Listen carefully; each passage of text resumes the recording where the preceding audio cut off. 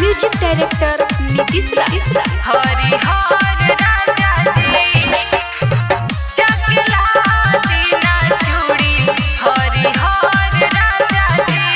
कहवा के बाटे तैयारी हो हमके बता दो ये प्यारी हो।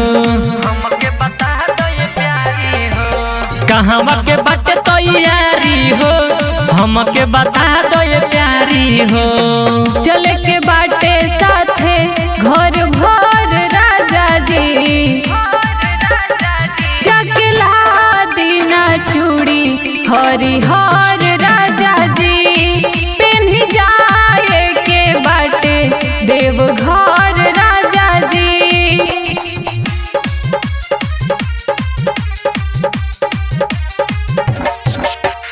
म्यूजिक डायरेक्टर नीतीश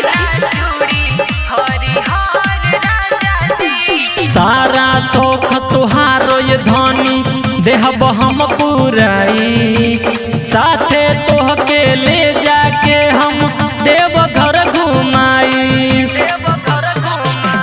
सारा सामान ला जाई हो टाइम से घरे आ जाई हो लोटा में जल ली हो भर राजा जी जगला दीना चूड़ी हरिहर राजा जी पेन्ही जाए के बाटे देवघर राजा जी।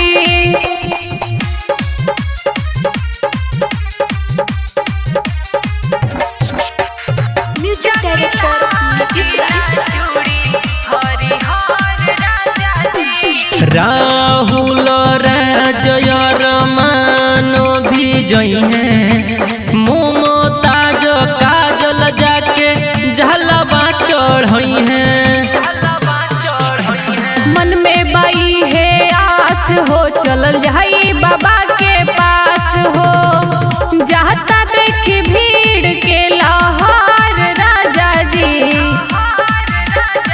जगला दीना चूड़ी हरिहर